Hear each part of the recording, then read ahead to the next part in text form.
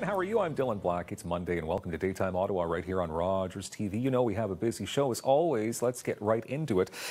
You probably know about this. There's a new ruling by the City of Ottawa that's allowing pets to travel on public transit. We have all the information you need right now on how to do it right with Dominique Lalonde, Coordinator at Canine Services, the Ottawa Humane Society. Hello. Hello. I know I introduced you first. Yes. But I really did kind of want to introduce your friend first. This lovely little man. Star of the show right here, okay? Yeah. Tell us who your friend is. This is Miko. Miko is a 4-year-old Chihuahua Pomeranian. Came to us as an owner surrender. He's not available for adoption yet. We're working. We need to neuter him, but he will be available soon. Uh-oh. I saw his ears perk up a bit when he said neuter, too, by the way. That's never a good word.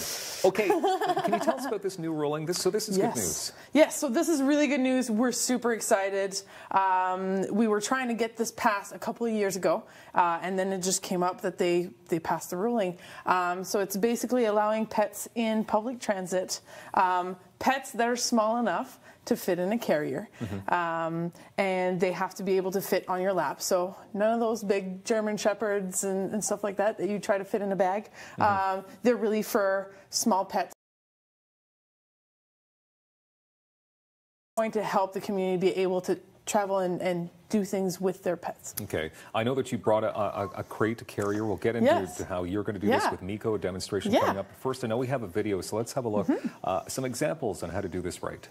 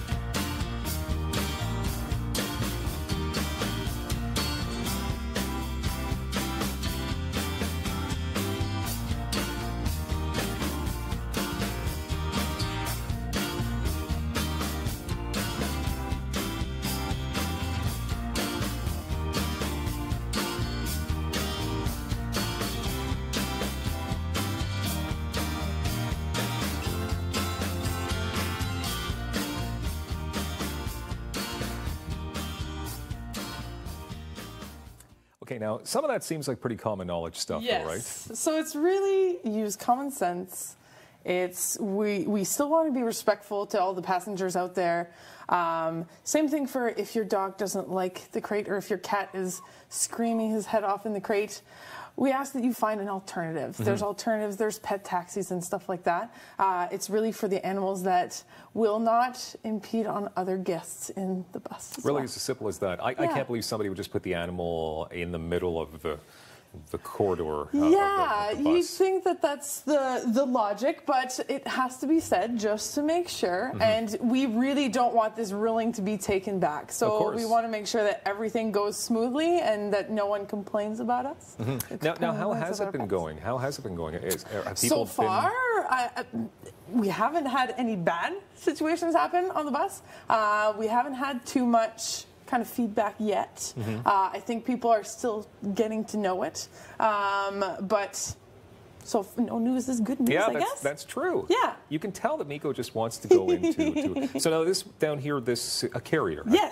A crate. Is a crate the wrong word to use? Crate, carrier. They can all be appropriate. And you can purchase this at pretty much any pet store in town? So any pet stores will have these. You want to make sure that they have a door.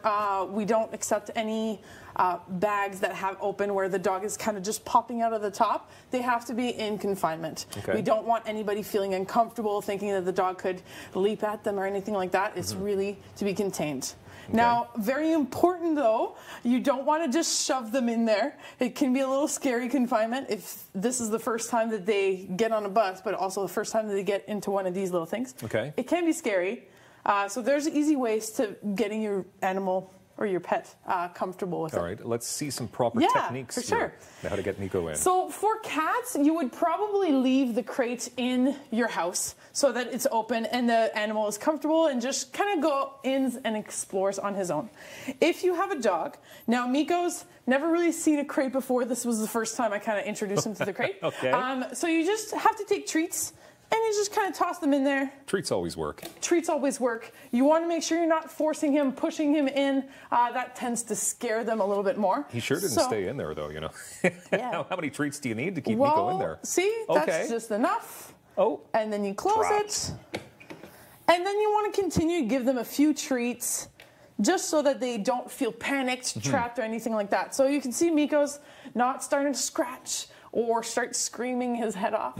You really want a dog that is fairly comfortable. Same thing for the cats. If they start scratching excessively, it can be quite chaotic. I can imagine. So it's the same deal. You're just going to desensitize them, move the carrier around a little bit, and give them a few treats. And then when you've had a few practice, the dog's going to be comfortable and going to just walk in. All right. Well, that seems perfect. That seems... Miko is such a well-behaved boy. And, of course, all the details, you can go to the Ottawa Humane Society's website, ottawahumane.ca. Thank you, Miko. All the rules are also on the OC Transpo website as well. Thank you very much. Yeah. The biggest Zumba party is coming to Ottawa. We've got details next on Daytime.